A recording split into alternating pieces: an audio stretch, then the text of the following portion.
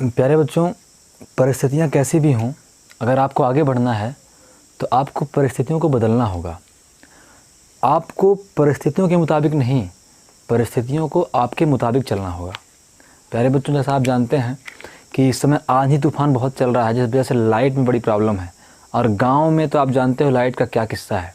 एक बार लाइट चली जाए तो फिर भगवान ही मालिक है कि कब लाइनमैन आएगा और लाइट बनाएगा। यहाँ लाइट आने से अधिक जाती है ना बच्चे। हम लोग ये नहीं कहते हैं कि लाइट आ गई, हम लोग कहते हैं लाइट चली गई, दिन भर ये बोलते रहते हैं। तो यहाँ लाइट आने से अधिक जाती है बच्चे, समझ में नहीं आता। ज़्यादा टाइम तो यहाँ हम अंधेरे में रहते हैं इतनी गर्मी में। तो कोई बात नहीं बच्चे, लेकिन हमें बच्चों को पढ़ाना है, बच्चों को पढ़ना है। तो इसलिए तो आप अगर देख रहे हो यहाँ पे थोड़ा सा अजीब टाइप से आज स्क्रीन दिख रही है, इस तरीके से मेरे बाकी वीडियो रहते हैं ब्राइट, उस तरीके से ना हो। आपके सामने एक काला व्यक्ति और काला दिखाई दे रहा है ना। बस आप इस वीडियो को मुझे अप्रिशिएट करिए कि मैं आपको इस गर्मी में ऐसा इसलिए है बच्चे क्योंकि मैं आपको बाहर आके पढ़ा रहा हूँ। बाहर धूप है ना, धूप का रिफ्लेक्शन आ रहा है और यहाँ बेहद गर्मी है। लेकिन चूँकि हमें आगे बढ़ना है, परिस्थितियों को बदलना है ना, और इन परिस्थितियों से हार के रुकना नहीं है, आगे बढ़ते जाना है, इनको हराना है। तो उस लहजे से उस चीज़ को दिमाग में रख कर मैं वीडियो बना रहा हूँ। बाहर आके बच्चों, बाहर गांव वाले भी उधर वो देखो कोई गोबर लेके जा रहा है ना, वो एक लोटा लेके जा रहे। भैया लोटा लेके जा रहे हो यार, मोदी जी से बताएं क्या अभी, देखो लोटा लेके जा रहा है।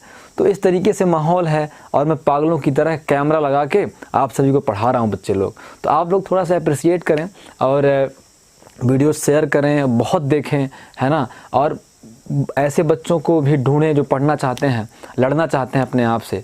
तो प्यारे बच्चों, हाँ एक बात और है, वीडियो इतना शेयर करना कि वायरल हो जाए, लेकिन इतना शेयर ना करना कि जो भगवान ने मेरे लिए कोई बनाई होगी जिससे मेरा विवाह आगे चल कभी हो, तो अगर वो देख लेगी ना तो गड़बड़ हो जाएगा बच्चे। क्योंकि ये काला इंसान और काला दिखाई दे रहा है ना।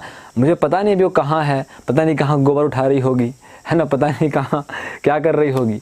इतना शेयर मत कर देना कि वहाँ तक वीडियो पहुँच जाए तो जो भी भगवान ने एक तो मेरे लिए बनाई होगी वो भी छोड़ के चली जाए कि नहीं, वहाँ तो बिल्कुल नहीं करेंगे। काला है, कलूटा है, पता नहीं कैसा पानी पीता है, काले वीडियो में रहता है ना बच्चे। तो कोई दिक्कत नहीं, आज हम शुरू करते हैं आज का टॉपिक। बस आपको बताना था कि अगर वीडियो में कोई अनकम्फर्टेबिलिटी हो, इनविजिबिलिटी हो, नहीं दिख रहा हो, है ना, थोड़ा मज़ा नहीं आ रहा हो, तो बस आप आज कंप्रोमाइज़ करो। जैसे लाइट आती है वैसे हमने लाइनमैन को बहुत, फ़ोन में तो जानते हो सब ताकतवर होते हैं, बहुत सुनाया है कि साले तुम्हारी लाइट जाती ज़्यादा है आती कम है, कुछ ऐसा करो कि आए ज़्यादा जाए कम। आई बात समझ में? तो वो तो बोला है कि हाँ आज आके बना देंगे। अब उसका आज पता नहीं कब आएगा बच्चे। कल उसने बोला था कि आज आके बना देंगे, अभी तक तो आया नहीं है। फिर भी आप इससे पढ़ो, क्या करोगे, अब पढ़ना तो पड़ेगा ही बच्चे लोग। तो आज का वीडियो शुरू करते हैं। आज हम पढ़ने वाले हैं properties of multiplication of matrices, या फिर आव्यूह गुणनफल के गुणधर्म। तो प्यारे बच्चों शुरू करते हैं। मल्टीप्लिकेशन ऑफ मैट्राइसेस, या फिर हिंदी मीडियम वाले बच्चे से कहते हैं आव्यूह गुणनफल के गुणधर्म। पिछले वीडियो में हमने देखा था कि आव्यूहों का गुणा कैसे होता है, कैसे हम दो आव्यूहों को गुणा कर सकते हैं और उनका रिजल्ट हमें क्या प्राप्त होता है। प्यारे बच्चों, अगर आपने पिछला वीडियो नहीं देखा है तो ज़रूर से ज़रूर जाकर देखें, क्योंकि बहुत ही इम्पॉर्टेंट कॉन्सेप्ट है ये। अगर आपको मैट्राइसेस कंप्लीट करना है बोर्ड एग्ज़ाम की दृष्टि से या फिर कम्पिटिटिव एग्ज़ाम की दृष्टि से, तो आपको मैट्राइसेस का, आव्यूहों का मल्टीप्लिकेशन गुणनफल आना अति आवश्यक है प्यारे बच्चों। तो अब हम स्टार्ट करेंगे आज इसकी प्रॉपर्टीज़। पिछले वीडियो हमने देखा था कैसे इनको हम मल्टीप्लाई करते हैं। इस वीडियो में हम देखेंगे कि उनके मल्टीप्लिकेशन की प्रॉपर्टीज़ क्या हैं, गुणधर्म क्या हैं। ठीक है बच्चे, तो जो सबसे पहला प्रॉपर्टीज़ है, तो आव्यूहों का जो गुणनफल है प्यारे बच्चों, वो क्रम विनिमय या फिर कम्यूटेटिव लॉ का पालन नहीं करता है प्यारे बच्चों। आप बोलेंगे कि सर मल्टीप्लिकेशन नहीं करता, एडिशन कर रहा था, आपने बोला था a + b = b + a। सारे प्यारे बच्चे जानते हैं कि क्रम विनिमय का मतलब क्या होता है। आप क्रम में, ऑर्डर में चेंज करो तो रिजल्ट अगर ना बदले तो मतलब पालन करता है, और अगर बदल जाए तो पालन नहीं करता है। जैसे पहले a था फिर b था, a को b में जोड़ो या फिर b को a में जोड़ो, जो इसका योगफल था वो पालन कर रहा था प्यारे बच्चे, लेकिन यहाँ पे इनका जो मल्टीप्लिकेशन है प्यारे बच्चों ये पालन नहीं करेगा, ये कहता है। प्यारे बच्चों आपको लगा होगा कि सर ने इसमें एक एग्जांपल बताया था कि अगर 6 + 5 = 5 + 6, क्योंकि चाहे 6 में 5 जोड़ो 11 आता है और चाहे 5 में 6 जोड़ो 11 आता है। तो फिर ये क्यों नहीं कर रहा है बच्चे, ये क्यों नहीं कर रहा है? क्योंकि 6 × 5 = 5 × 6 होता तो है, 6 × 5 = 30 होता है और 5 × 6 = 30 होता है, लेकिन प्यारे बच्चों आव्यूहों को गुणा करने का नियम अलग होता है ना बच्चे। अभी हम देखेंगे तो फर्स्ट लॉ आप लिखेंगे प्यारे बच्चों अपने नोट्स में कि आव्यूहों का गुणनफल क्रम विनिमय नियम का पालन नहीं करता है ना। आव्यूहों का गुणनफल प्यारे बच्चों आपको बता दें आज की वीडियो क्वालिटी में थोड़ा सा परिवर्तन हो, मेरा बोर्ड हिल रहा है ना। वो सब इसलिए हो रहा है बच्चे क्योंकि आज लाइट नहीं है, तो लाइट कई दिनों से नहीं है यहाँ पे गांव में, तो अपन क्या करेंगे, लाइट नहीं रहेगी तो वीडियो नहीं बना पाएंगे। तो हम क्या है कि बाहर आके वीडियो बना रहे हैं ताकि हमारे प्यारे प्यारे बच्चों का नुकसान ना हो। तो आव्यूहों का गुणनफल क्रम विनिमय नियम का, इसलिए थोड़ा सा आप एडजस्ट करें आज, क्रम विनिमय नियम का पालन नहीं करता है। इसका मतलब आव्यूहों का जो मल्टीप्लिकेशन ऑफ मैट्रिसेस जो है बच्चे वो कम्यूटेटिव लॉ फॉलो नहीं करता है। इसका मतलब क्या है? इसका मतलब है प्यारे बच्चे अर्थात AB = BA। अगर आपने क्रम चेंज कर दिया, ऑर्डर चेंज कर दिया तो फिर वो इक्वल नहीं होगा। कभी कभार ऐसे मैट्रिसेस मिल जाएंगे शायद इक्वल हो जाए, हो सकता है AB का मल्टीप्लिकेशन भी 0 हो जाए और BA का मल्टीप्लिकेशन भी 0 हो जाए, लेकिन मैक्सिमम टाइम पे हम यही बोलेंगे कि कम्यूटेटिव लॉ फॉलो नहीं करता है ना बच्चे। पहला रूल हो गया, इसका अपन प्रूफ देख लेते हैं विथ एग्जाम्पल के साथ। हमारे बुक में एग्जाम्पल दिए हैं बच्चे, उन्हीं का प्रयोग करते हैं। मान लो A = दिया हुआ है प्यारे बच्चों, एक बार फिर से बोल रहा हूँ बच्चों बोर्ड हिल रहा है ना। सारा कुछ आज थोड़ा सा प्रॉब्लम लग रही होगी आपको क्योंकि हम बाहर आके पढ़ रहे हैं बच्चों, है ना, क्योंकि हमारे प्यारे प्यारे बच्चों का नुकसान ना हो, है ना, वो पिछड़ ना जाएं दुनिया से, है ना, वो दुनिया के साथ साथ चलें। गांव में रहकर भी हम बेहतर पढ़ाई कर सकते हैं, ये हमें साबित करना होगा। हमें साबित करना होगा कि संसाधन और रिसोर्सेज जो हैं हमें हमारे लक्ष्य से दूर नहीं रख सकते हैं। परिस्थितियां कैसे भी हों हम उन्हें बदलेंगे और पढ़ेंगे और पढ़कर आगे बढ़ेंगे। तो प्यारे बच्चों A = इतना है और B = हमें इतना मिला है ना। तो अब एक बार चेक करते हैं AB क्या आता है ना बच्चे। तो AB, तो पहले A लिखें, A मतलब 1 2 0 और 3। अब फिर क्या लिखें बच्चे, फिर B लिखें, B मतलब 0 1 3 और 2 हो गया प्यारे बच्चों। गुणनफल की प्रैक्टिस मैंने बोली है आप करो, है ना। सबसे पहले स्टार्ट करते हैं रो से और इधर कॉलम से, मतलब इस रो के, इस पंक्ति के अवयवों का गुणनफल इस स्तंभ के अवयवों से होता है। इस रो के एलिमेंट्स का मल्टीप्लिकेशन इस कॉलम के एलिमेंट से होता है। तो प्यारे बच्चों 1 का होगा 0 से, तो 1 शून्यम 0, और फिर प्लस करते हैं ना, 2 तिहाई 6। अब इस रो का इस कॉलम से, इस रो का पहले कॉलम से हो गया, अब इस रो का दूसरे कॉलम से होगा। तो 1 × 1 1 1 कम 1 प्लस 2 दूनी 4 2 दूनी 4 हो गया। अब पहली रो काम पूरा हो गया बच्चे। अब आ जाओ आप दूसरी रो में, तो दूसरी रो का फिर पहले कॉलम में, तो 0 का 0 से गुणा बच्चे क्या होगा, 0 होगा, और 3 का 3 से गुणा 3 त्रिकाई 9 होगा। ऐसे इसका दूसरी वाले से, तो 0 का 1 से बच्चे 0 होगा और प्लस 3 का 2 से बच्चे 6 होगा। तो कुल मिला के हमें AB मिल गया प्यारे बच्चों, मिल गया 6 4 1 5, यहाँ पे 9 और यहाँ पे 6। कोई दिक्कत है प्यारे बच्चों को?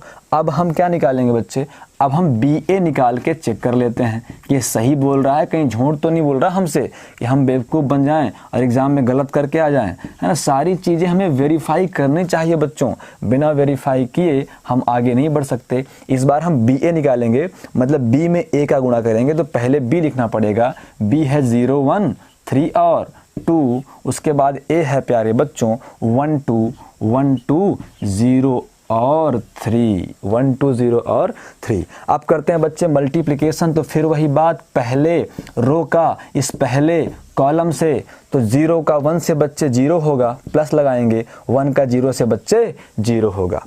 फिर इस रो का दूसरे कॉलम से, तो 0 का 2 से बच्चे गुणा, 0 × 2 0, फिर 1 का 3 से, तो 3 कम 3 प्यारे बच्चों। अब हम क्या करेंगे, अब आ जाएंगे हम दूसरी रो पर प्यारे बच्चों। तो सेकेंड रो क्या कहती है, सेकेंड रो का फर्स्ट कॉलम से 3 का 1 से, 3 × 1 = 3, और प्लस 2 का 0 से 0 बन जाएगा प्यारे बच्चों। ऐसे 3 का 2 से, 3 दूनी 6, और प्लस 3 दूनी 6। कोई दिक्कत प्यारे बच्चों को?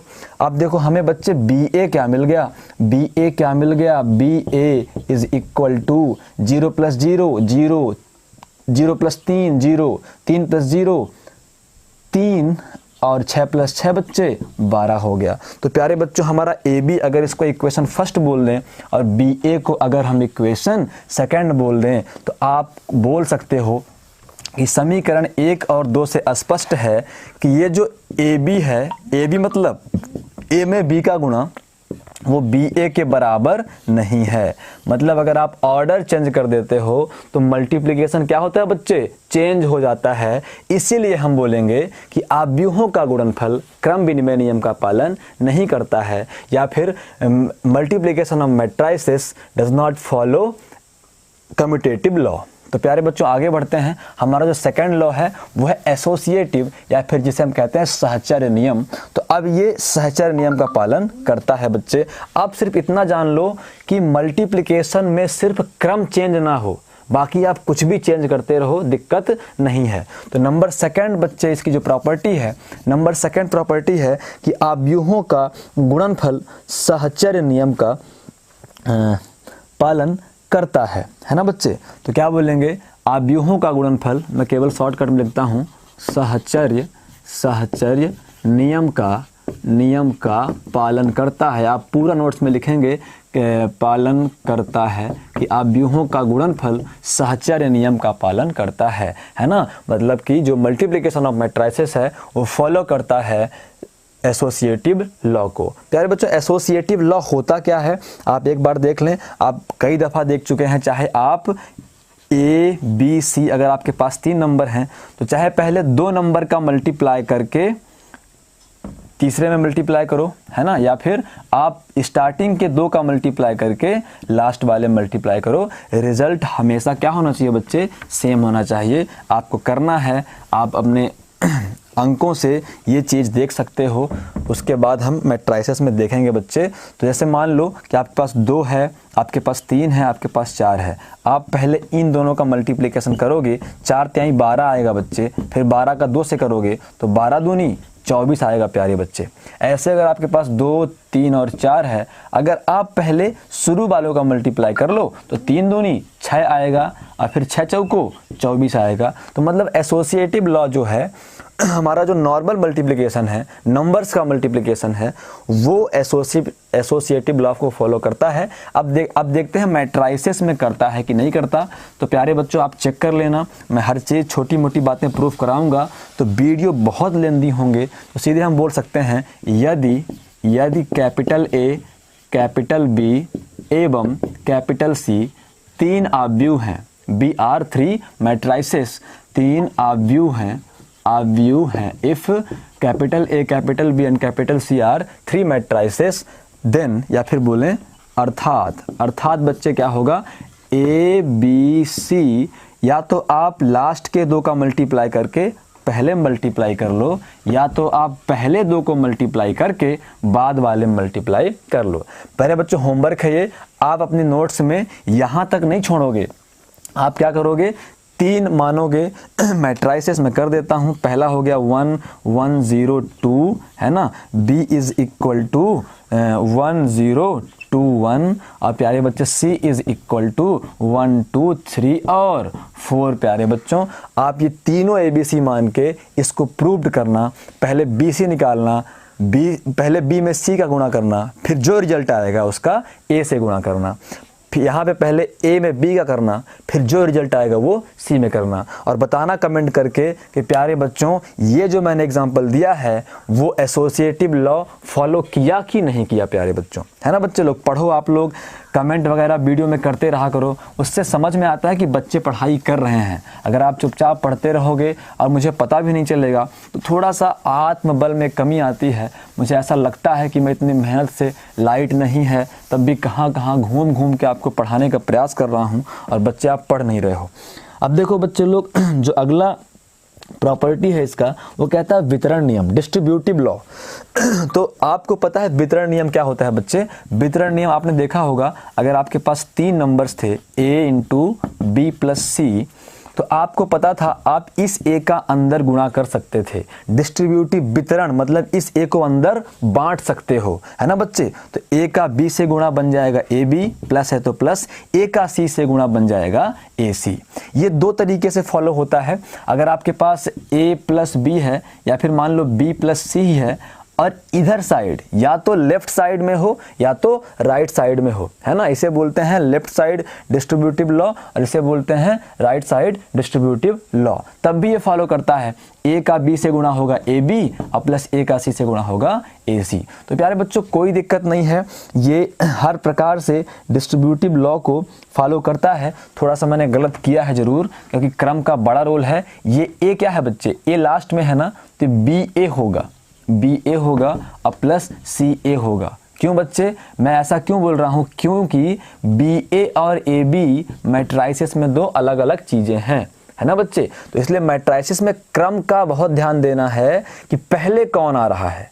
क्रम का ध्यान इसलिए देना है बच्चे क्योंकि हमारा मैट्राइसिस क्रम विनिमय नियम, है ना, क्रम विनिमय नियम या फिर कम्यूटेटिव लॉ फॉलो नहीं करता है। तो अगर आप BA को AB लिख दोगे तो दिक्कत हो जाएगी।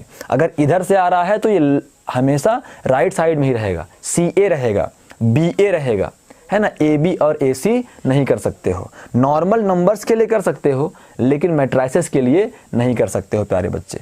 तो इसका मतलब हम थर्ड प्रॉपर्टी पढ़ रहे हैं। तो प्यारे बच्चे इसमें लिखेंगे, यह है वितरण नियम। नंबर 3 है बच्चों वितरण नियम। वितरण नियम, वितरण नियम मतलब बच्चे डिस्ट्रीब्यूटिव लॉ। तो क्या बोलेंगे प्यारे बच्चों? प्यारे बच्चे लिखेंगे कि आव्यूहों का गुणनफल वितरण नियम का पालन, वितरण नियम का पालन करता है, वितरण नियम का पालन करता है प्यारे बच्चों। इसका मतलब हम क्या बोलेंगे? अर्थात अगर आपके पास A, B एवं C 3 आव्यूह हैं, तो पहले बच्चों बार बार मैं बोलता हूँ 3 आव्यूह हैं, 2 आव्यूह हैं। मैं जब ऐसा बोल रहा हूँ इसका मतलब नॉन जीरो मैट्राइसिस है ना, अशून्य आव्यूह हैं। ऐसा नहीं कि आप शून्य आव्यूह पे फॉलो करा दो। ये सारे प्रॉपर्टीज जो हैं ये अशून्य आव्यूह, नॉन जीरो मैट्राइसिस को लेकर ध्यान में रखकर किए जा रहे हैं बच्चे, है ना। 3 आव्यूह हैं, तब क्या मतलब होगा? Associative law A into B plus C is equal to A का B से गुणा AB और प्लस A का C से गुणा बच्चे AC होगा। ये पहला हो गया डिस्ट्रीब्यूटिव लॉ। सेकंड ऐसा भी होता है, अगर आपके पास A प्लस B है और ये बाहर कोई, चाहे लेफ्ट साइड में कोई बाहर रहे चाहे राइट साइड में कोई बाहर रहे, उसका अंदर गुणा तो होगा ही ना। बस क्रम ध्यान रखना है, A पहले है C बाद में है, तो AC होगा, फिर प्लस बच्चे BC होगा। तो प्यारे बच्चों मैं इसको भी प्रूव्ड नहीं करा रहा हूँ, मैं आपको मैट्राइसिस दे रहा हूँ बच्चों। आप प्रूव्ड करके बताना मुझे कि सर प्रूव्ड हो गया है। हो सके तो हमारे ग्रुप में जो है इमेज भी भेज देना, फ़ोटो खींच के सर मैंने कर लिया है। तो बच्चों आपको मैं मैट्राइसिस दे रहा हूँ, A is equal to 1 0 2 1 and B is equal to 1 2 3 4 and C is equal to 1 1 3 4। मैं केवल 2/2 कर रहा हूँ बच्चे, ताकि बच्चों को दिक्कत ना हो। तो आप इसके ज़रिए ये भी प्रूव्ड करके दिखाना और ये भी प्रूव्ड करके दिखाना और बताना कि सर बिल्कुल राइट है। प्रूव्ड कैसे करना है इस बारे में पहले आप B प्लस C करोगे, B और C को जोड़ोगे और फिर जो आएगा उसका A के साथ गुणा करोगे और इधर AB निकालना पड़ेगा और AC निकालना पड़ेगा। प्यारे बच्चों है थोड़ी कहानी लंबी, चलो पहला मैं कर दूं या ना कर दूं, चलो आप करके देखो अगर नहीं बनता है तो फिर मैं कर दूंगा प्यारे बच्चों, है ना। या फिर चलो एक मैं कर देता हूँ, जैसे मान लो है a into B plus C is equal to A B plus A C, है ना बच्चों। तो अब देखो सबसे पहले हम क्या क्या निकाल लें, पहले तो हम b प्लस सी निकाल लें, है ना। तो b plus C is equal to, B के स्थान पे b रखो, 1 2 3 4। प्यारे बच्चों ये ना कहना कि सर जी भूल गए हैं, हम आव्यूहों को जोड़ना ही भूल गए हैं। अगर आप आव्यूहों को जोड़ना ही भूल गए बच्चे, तब तो आपकी और मेरी दुश्मनी जीवन काल चलती रहेगी। कैसे जोड़ते हैं, सबसे पहले ऑर्डर सेम होना चाहिए तभी जुड़ेगा। ऑर्डर सेम है, ये भी 2x2 मैट्रिसेस है और ये भी 2x2 मैट्रिसेस है, मतलब प्यारे बच्चों जुड़ेगा। तो अब जुड़ेगा कौन सा, रिस्पेक्टिव एलिमेंट ही जुड़ते हैं। तो 1 1 से जुड़ेगा 2 होगा, 2 1 से जुड़ेगा 3 होगा, 3 3 से जुड़ेगा बच्चे 6 होगा, और 4 4 से जुड़ेगा तो 8 होगा प्यारे बच्चों। कोई दिक्कत है बच्चों को। अब हमें क्या निकालना है बच्चों, अब हमें निकालना है तब या फिर अतः, हमें निकालना क्या है प्यारे बच्चों, a into B plus C निकालना है। तो a into B plus C is equal to, a into B plus C is equal to, तो a into B plus C, a क्या है बच्चों, a है 1 0 2 1। b प्लस सी क्या है बच्चे, b प्लस सी ये है, तो b प्लस सी के स्थान पे b प्लस सी रखेंगे, आ जाएगा 2 3 6 और 8। कोई दिक्कत है प्यारे बच्चों को। अब मैं क्या करूँगा बच्चों, अब मैं थोड़ा यहाँ मिटा के लिखता हूँ, तो हमें मिलेगा बच्चे a into B plus C is equal to, multiplication पता है कैसे होता है, पहली रो पहला कॉलम, तो 1 2 के 2 और प्लस 0 इंटू 6 0 आ जाएगा। फिर पहली रो और दूसरा कॉलम, 1 का 3 से, 3 1 कम 3, 0 का 8 से तो 0 आ जाएगा। फिर अब दूसरी रो में आ जाओ, दूसरी रो पहला कॉलम, फिर दूसरी रो और दूसरा कॉलम, तो 2 दूनी 4 प्लस 1 छक्के 6 और फिर 2 तिहाई 6 और प्लस 1 अट्ठे 8। कोई दिक्कत बच्चों को। तो यहाँ पे a into B plus C is equal to होगा प्यारे बच्चों 2 3 6 4 10 8 6 14। कोई दिक्कत है प्यारे बच्चों को। प्यारे बच्चों मैं हमेशा कहता हूँ परिस्थितियाँ कुछ भी हों, आपके अंदर की परिस्थितियाँ क्या हैं, आपके माइंड की परिस्थितियाँ क्या हैं, वो डिपेंड करता है कि आप होने वाली जंग जीत रहे हो या फिर हार रहे हो प्यारे बच्चों, है ना। तो ये हमारा एक क्वेश्चन फर्स्ट मिल गया। तो अब मैं क्या करूं बच्चों, मुझे क्या निकालना है, अब मुझे ए बी निकालना है और ए सी निकालना है। कोई दिक्कत है बच्चों को। तो मैं अभी यहाँ पे लिख रहा हूँ a इज़ इक्वल टू, क्योंकि मुझे मिटाना है 1 0 और 2 1, b इज़ इक्वल टू हमने लिया है 1 2 3 और 4, और c हमने लिया है प्यारे बच्चों 1 1 और 3 4। और हमें एक और चीज़ मिल गई है, यहाँ पे हम ऊपर लिख लेते हैं, हमें क्या मिल गया है, a इंटू बी प्लस सी हम निकाल चुके हैं। क्या निकाल चुके हैं, 2 3 10 और 14। तो अब प्यारे बच्चों हमें क्या निकालना है, ए बी निकालना है और फिर ए सी निकालना है और फिर दोनों को जोड़ देना है। ए बी निकालना है, फिर ए सी निकालना है, फिर दोनों को जोड़ देना है। तो प्यारे बच्चों A B is equal to, A कितना है हमारे पास, ए है 1 0 और 2 और 1। बी कितना है हमारे पास, बी हमारे पास है 1 2 3 और 4। मल्टीप्लिकेशन तो मैंने कई बार बोला है, रो से स्टार्ट करो, पहली रो का गुणा दोनों कॉलम से कर दो, है ना। तो पहली रो पहला कॉलम, 1 का गुणा 1 से तो 1, फिर प्लस लगाते हैं, 0 का 3 से तो 0, फिर पहली रो दूसरा कॉलम, 1 का गुणा 2 से तो 2 और प्लस 0 का 4 से तो 0, फिर दूसरी रो पहला कॉलम, 2 1 कम 2 3 1 कम 3, फिर 2 दूनी 4 और 4 1 कम 4। जैसे ही प्रैक्टिस बढ़ेगी प्यारे बच्चों, मैं यकीन दिलाता हूँ मल्टीप्लिकेशन सबसे मज़ेदार चीज़ है। 3 2 5 4 4 8। वैसे तो मैट्रिसेस में सब कुछ इजी है, सिर्फ मल्टीप्लिकेशन देख के लगता है कि हाँ हम कुछ कर रहे हैं, है ना बच्चे। तो अब हम क्या करते हैं बच्चे, अब निकालते हैं, हमें क्या निकालना है, अब हमें ए सी निकालना है। तो ए सी निकालना है, पहले ए की वैल्यू लिखें 1 0 2 और 1, और सी बच्चे क्या है 1 1 3 और 4। कोई दिक्कत प्यारे बच्चों को। तो अब देखा जाए तो A C is equal to, ये हमारा बच्चे क्या है, ये रो है, ये कॉलम है, तो रो टू कॉलम होता है 1 इंटू 1 1 अब प्लस 0, फिर 1 इंटू 1 1 अब प्लस 0, है ना बच्चे। पहली पंक्ति पहला स्तंभ कंप्लीट, पहली पंक्ति दूसरा स्तंभ कंप्लीट।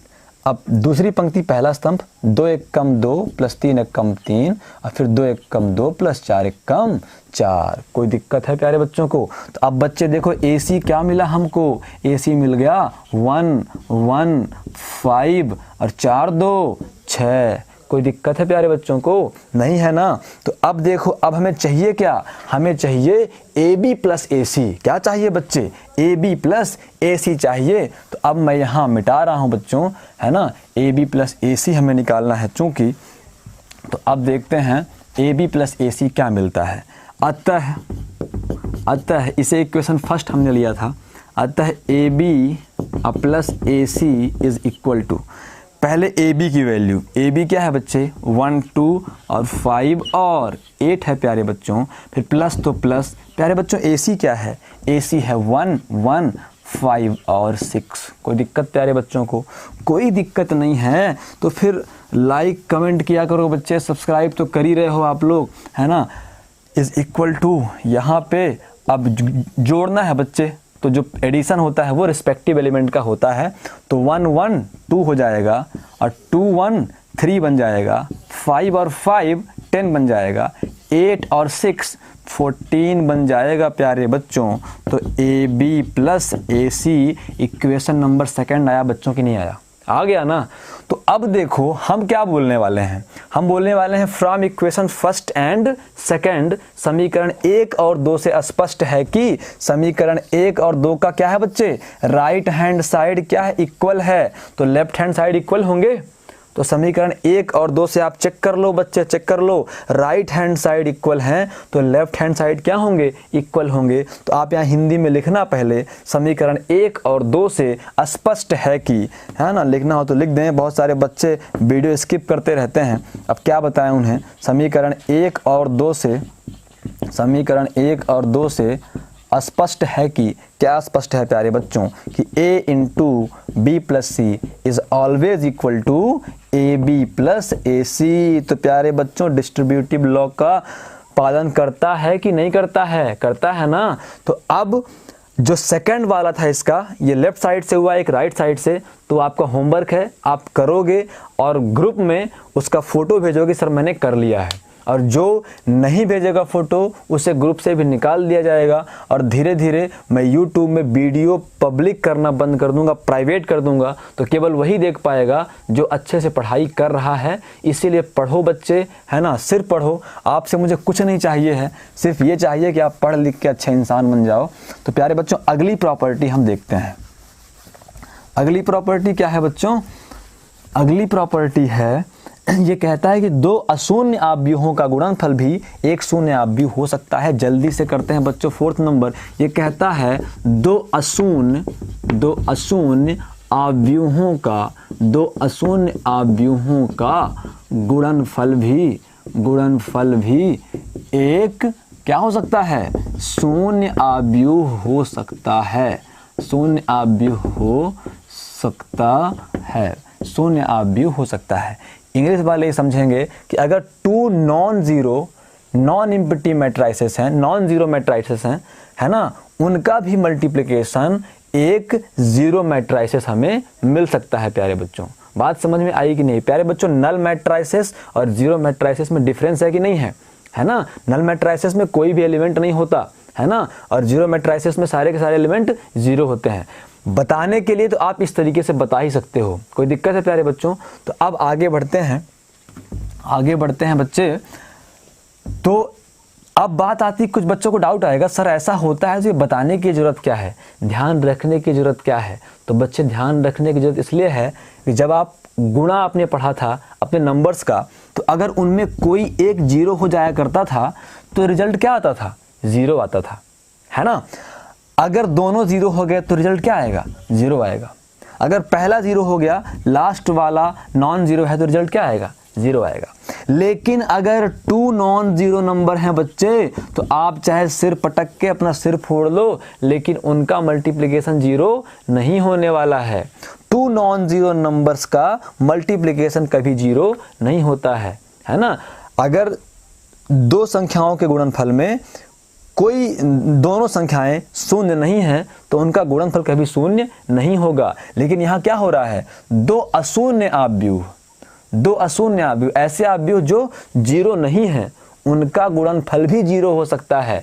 इसलिए इतना बड़ा डिफरेंस है, इसलिए ये बताना पड़ रहा है, इसलिए आपको याद रखना है बच्चे।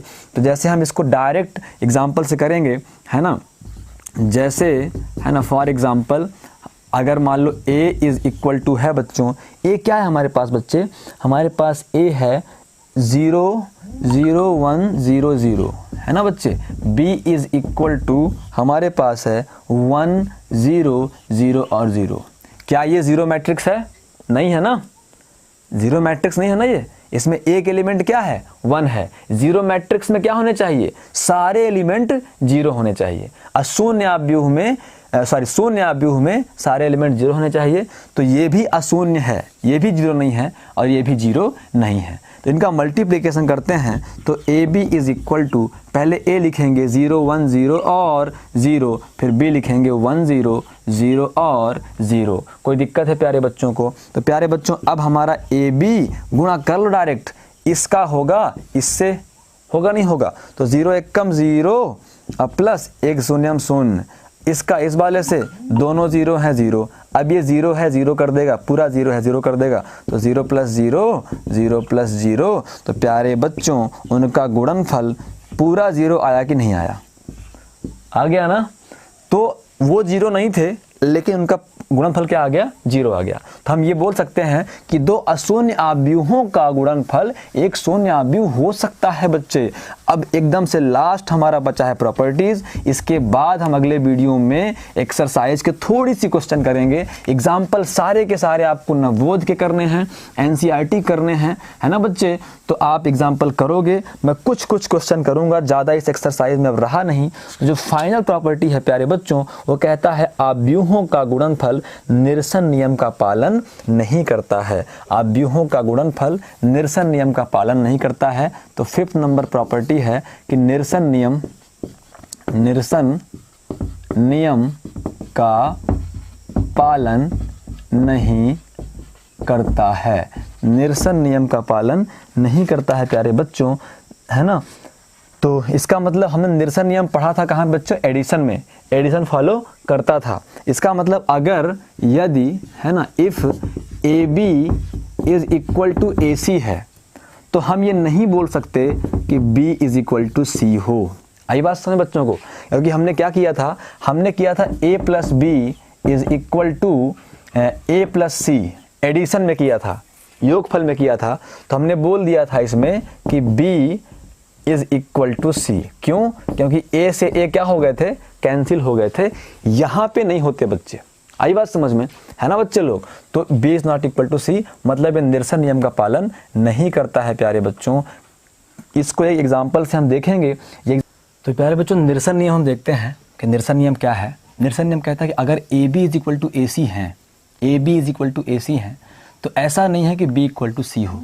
मतलब जो डायरेक्ट दिमाग में आता है कि A B is equal to A C होगा तो a से a कैंसिल हो जाएगा, b is equal to C होगा। बच्चे मल्टीप्लिकेशन ऑफ मैट्रिक्स में आव्यूहों के गुणनफल में ये अलाउड नहीं है, है ना बच्चे। तो इसीलिए हम ये जो हमारा कॉमन सेंस है नंबरों का, वो हर जगह हम मैट्राइसेस में अप्लाई नहीं कर सकते हैं। क्योंकि हम हमेशा A B is equal to, अगर ए सी है तो ए से ए कैंसिल करते हैं जब ये नंबर होते हैं, जब ये संख्याएं होती हैं। लेकिन बच्चे यहाँ पे ए बी कोई संख्या नहीं है, ये संख्याओं का समूह है ना बच्चे। ये मैट्रिक्स है, ये आव्यूह है, इसलिए नंबर्स वाले सारे रूल इन पे फॉलो नहीं होंगे बच्चे। तो इसको हम प्रूफ करके देख लेते हैं। तो सबसे पहले हम निकाल लेते हैं ए बी। तो बच्चे A B is equal to 0 1 0 0, A की वैल्यू रखा हमने, फिर बी है तो बी रखेंगे 2 0 0 और 0। प्यारे बच्चों मल्टीप्लिकेशन जाके आप एग्जाम्पल में बहुत प्रैक्टिस करो, मल्टीप्लिकेशन बहुत फास्ट चाहिए अपने को। तो ये है और ये है, 0 × 2 प्यारे बच्चों 0 होगा, 1 इंटू 0 0 होगा, फिर ये 0 होगा प्लस 0 होगा, इस 0 का सबसे गुना 0 प्लस 0 0 प्लस 0 होगा। तो प्यारे बच्चों ए बी हमें क्या मिल गया, ए बी हमें मिल गया 0 0 0 एंड 0। प्यारे बच्चों अब ए सी निकालते हैं अपन। ए सी मतलब लिखेंगे पहले ए क्या है 0 1 0 और 0, और फिर सी मतलब 1 0 0 और 0। तो प्यारे बच्चों ए सी बन जाएगा, क्या बन जाएगा, 0 रो और कॉलम का गुणा होता है, आपको पता है 0 का 1 से 0 और प्लस 1 का 0 से 1 प्यारे बच्चे, फिर 0 प्लस 0, फिर 0 प्लस 0, चेक कर लेना बच्चे, ये 0 प्लस 0 आ रहा है। तो A C is also equal to 0 0 0 and 0। ये अगर इक्वेशन नंबर फर्स्ट है, ये अगर इक्वेशन नंबर सेकंड है प्यारे बच्चों, तो आप बोल सकते हो इक्वेशन 1 और 2 से पता है कि ए बी और ए सी दोनों क्या है, इक्वल है। तो हम बोलेंगे समीकरण 1 और समीकरण 2 से स्पष्ट है कि A B is equal to A C, A B is equal to A C. किंतु आप चेक कर लो बी और सी इक्वल नहीं है, किंतु है ना, जबकि हमारा जो बी था और सी था वो इक्वल नहीं है, बी और सी इक्वल नहीं है, तब भी A B is equal to क्या है प्यारे बच्चों, ए सी है। तो इस तरीके से निरसन नियम की प्रॉपर्टी से हमें फ़ायदा ये होगा कि जब कभी हमें इस तरीके से मैट्रिसेस इक्वेशन में मिलेंगे तो हम क्या करते हैं बच्चे, जनरली हम करते हैं कैंसिल आउट कर देते हैं, है ना। हमें लगता है ए से ये क्या होगा, कैंसिल हो जाएगा। तो हमें ध्यान रखना है कि एडिशन में निरसन नियम फॉलो हो रहा था, है ना, अव्यूहों के जोड़ में निरसन नियम का पालन हो रहा था, लेकिन गुणनफल में निरसन नियम का पालन नहीं होगा प्यारे बच्चों। अब एकदम से लास्ट चीज़ बची है हमें थोड़ा सा समझने के लिए, जो कहता है कि लास्ट है बच्चे, अव्यूहों की धनात्मक पूर्णांक घातें, मतलब जो है मैट्रिसेस में हम धनात्मक पूर्णांक घातें मतलब पॉजिटिव इंटीजर की पावर लगा सकते हैं, है ना बच्चे। इसका मतलब ये कह रहा है कि अगर आप ए से ए का मल्टीप्लाई करते हो बच्चे तो ये हो जाएगा ए स्क्वायर, मतलब आप इसे ए की पावर 2 लिख सकते हो। हमेशा मैट्रिक्स की पावर पॉजिटिव इंटीजर होने चाहिए बच्चे। अगर आप ए स्क्वायर इंटू ए करते हो बच्चे तब भी क्या बन जाएगा, ए क्यूब बन जाएगा। लेकिन ध्यान रहे ये केवल उस केस में है जब हमारा मैट्रिसेस जो है वो स्क्वायर मैट्रिक्स हो, वर्ग आव्यूह हो, है ना बच्चे, तभी तो पॉसिबल होगा, नहीं तो कैसे पॉसिबल हो पाएगा। जैसे मान लो ए इज़ इक्वल टू आपके पास है 1 2 3 और 4 5 6, है ना बच्चे। इसका क्रम क्या है, इसका क्रम है 2/3, है कि नहीं है, 2 पंक्तियां हैं और 3 स्तंभ हैं। अब अगर आप ए स्क्वायर करना चाहो तो ए इज इक्वल टू 1 2 3 4 5 6, प्यारे बच्चे बताए मुझे ये 2/3 है। अब प्यारे बच्चे बताए मुझे क्या इन दोनों का गुणनफल हो सकता है, नहीं हो सकता ना। हमें क्या चेक करना है, इसका लास्ट वाला इसका पहला वाला इक्वल होना चाहिए, तभी गुणा होता है बच्चे, होता है ना। मतलब फर्स्ट जो मैट्रिक्स है उसमें स्तंभों की संख्या दूसरी मैट्रिक्स के पंक्तियों की संख्या के बराबर होनी चाहिए, तभी गुणा होगा। तो यहाँ तो 3 है, यहाँ 2 है। जब यहाँ मल्टीप्लिकेशन ही पॉसिबल नहीं है बच्चे तो हम a इंटू ए कर कैसे पाएंगे, तो ए स्क्वायर आ कैसे पाएगा।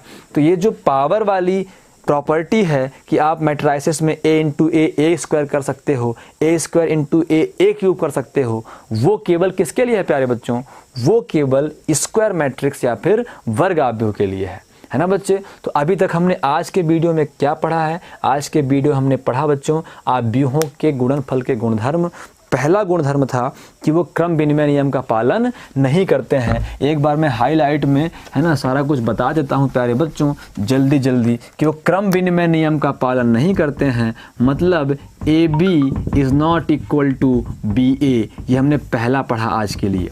नंबर 2 पढ़ा हमने कि वो एसोसिएटिव लॉ फॉलो करते हैं, मतलब ए इंटू अगर बी प्लस सी है तो ये प्यारे बच्चों ए इंटू बी सी है प्यारे बच्चे, तो ये होगा ए बी इंटू सी के इक्वल होगा।